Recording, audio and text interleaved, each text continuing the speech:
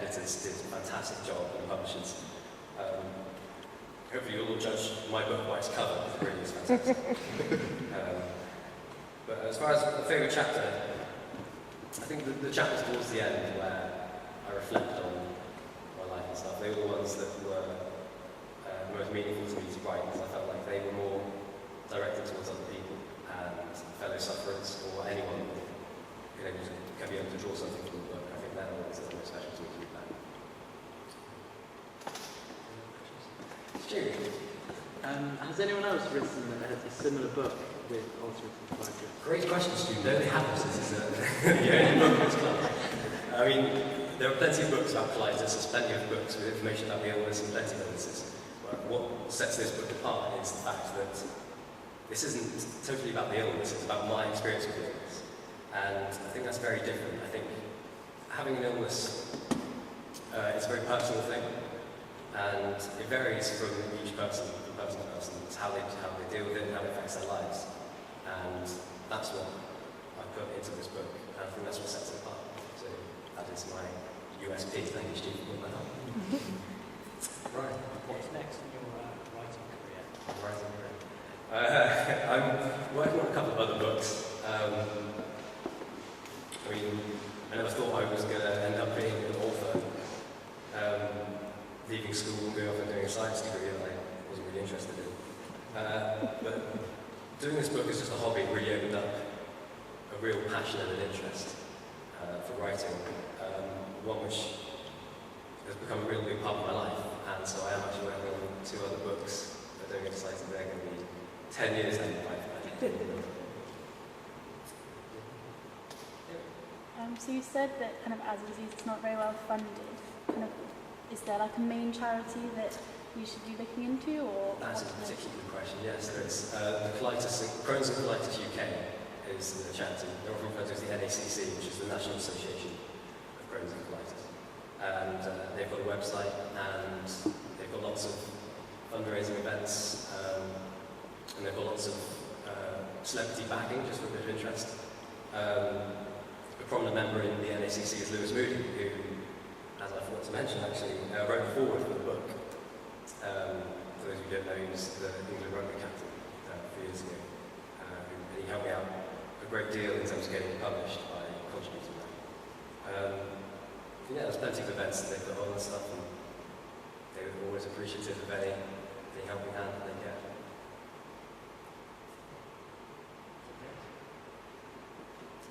I know you wrote the book sort of as you were ill, you didn't like to go exposed to it. I was wondering, as you look at it now from that perspective, is there anything that you would change?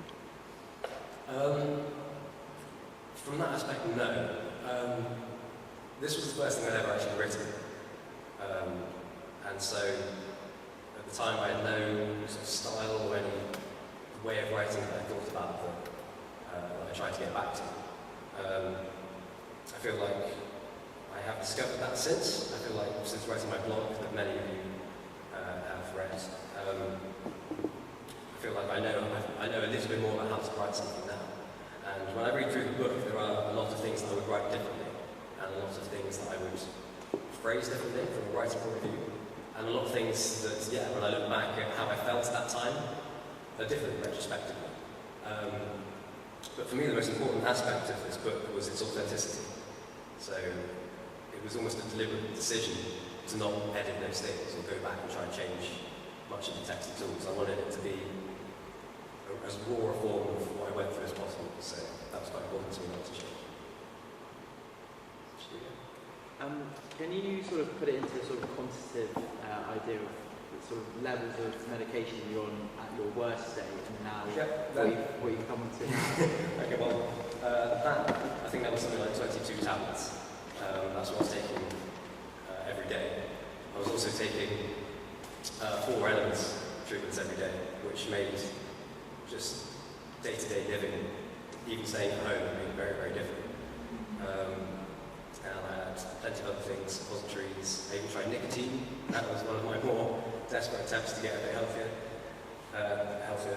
And yeah, none of them really worked. And so at the end of the book, I stumbled across an antibiotic, which I'm taking 1 tablet a day now, things more under control than any number of steroids or any other medications. So yeah, it's a dramatic change. So now you have an occasional flare-up? Yeah, it's a disease that you can never get rid of, so it's always going to be prevalent in my life, but I will get it under varying degrees of control. And obviously right now, I couldn't have done the speech unless I was under pretty good control, pretty good medication management. I get a lot of flare-ups from now and then, but it's a learning curve having this disease. And I feel like I've learned to cope with when I'm unwell and make the most of the times when I am. How important is exercise with your disease? With the disease? Sorry. Exercise has always been a really important part of my life, as many of you know. And having that was one of the things that was taken away from me for such a long time. It really reinvigorated my passion for pushing myself. We're trying to get me to talk about the powerlifting thing. Go on. That was a good day.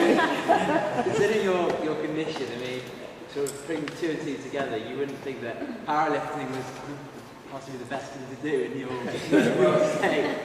While I was housebound, I had like a gym at home, and while I was housebound, I couldn't go out running and I couldn't play team sports or any of these things.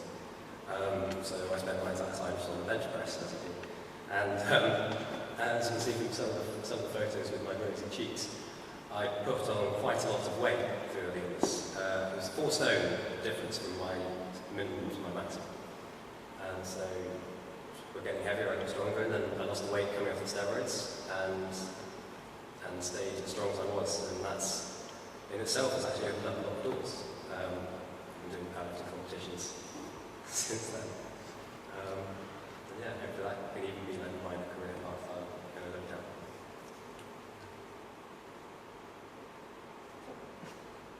John, if you could go back to when you were 18, would you wish that you hadn't got osteoarthritis?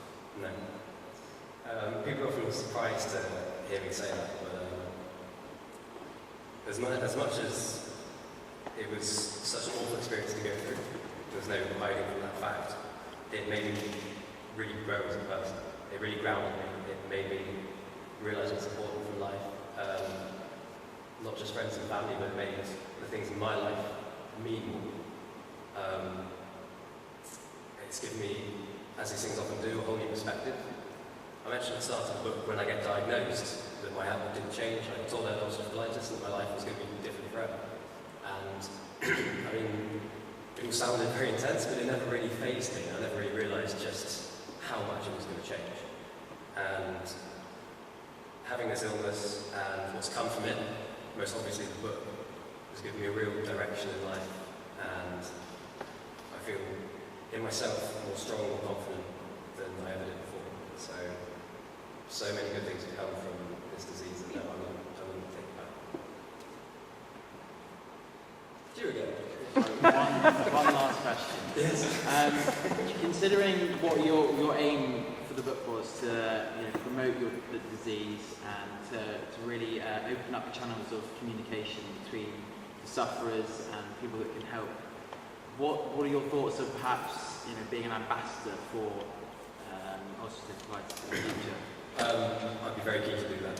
I'm trying my best. I've been in lots of contact with the NACC. Sent them my book. They're going to do a review and hopefully promote it in their things. They have many events on for sufferers and speakers, events like this.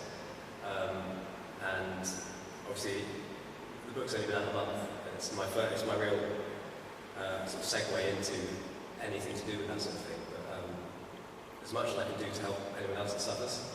I mean, one thing that I've realised since publishing the book is how many people suffer in silence. Because like I said, it's an embarrassing illness. People don't want to talk about it. And for me, one of the best aspects of my recovery was coming out and just talking about it. That was one of the initial aims for writing what I wrote, was so I could give it to my friends and my family. They could understand why I hadn't seen them for so long, why I wasn't doing the things I used to.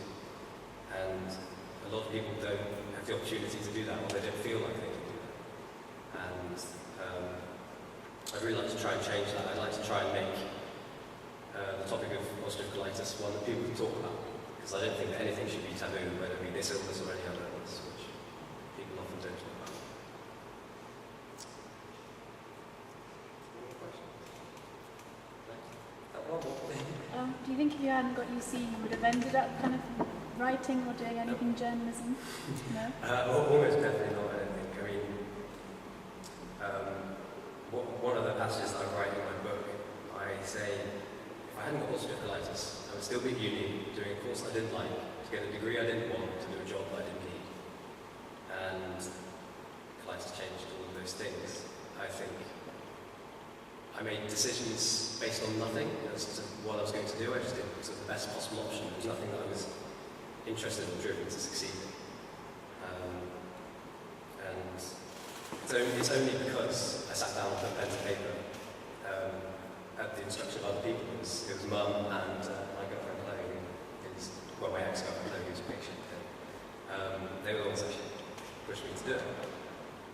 And I thought it was ridiculous to begin with. I never considered writing as even an interest, really.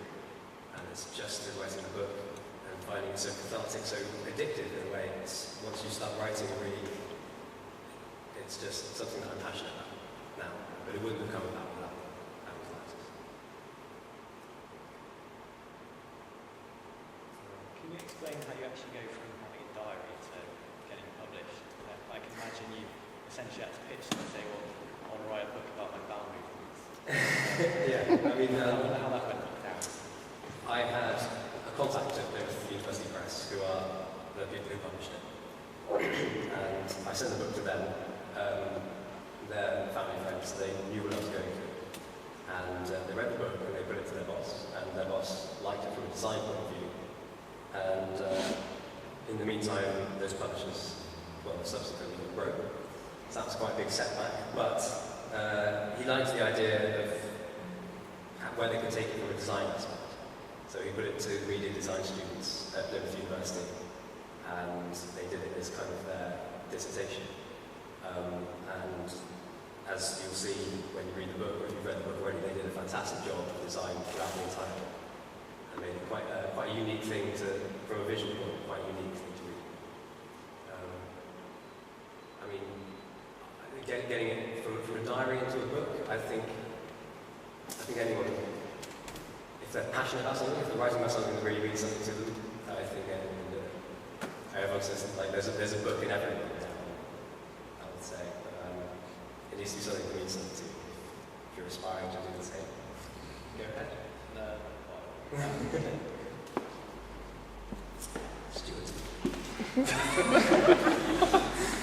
One thing that's certainly very unique about your book is the annotations and design, of course. There's a lot of thought that's been put into that. How much of that was your work and how much of that was the publishers? A great deal of it came from the design. They would read it through and analyse what I'd written and the styles I'd written. Suddenly, much more so than I did. I just wrote what was coming out of my head. They went through it, they analysed it, and they pitched the ideas to me. And we had many, many hours on Skype going through every single little annotation and little detail or picture that they've done. And I'd say it was probably 90-10 publishers, but I did have my input. Did you come up with a name, or was there any friction with these sites? Well, the initial name was Shit Happens, but that didn't come through because it's a very generic name. It's very hard to get found if you've got that kind of name. You aren't going to get web space.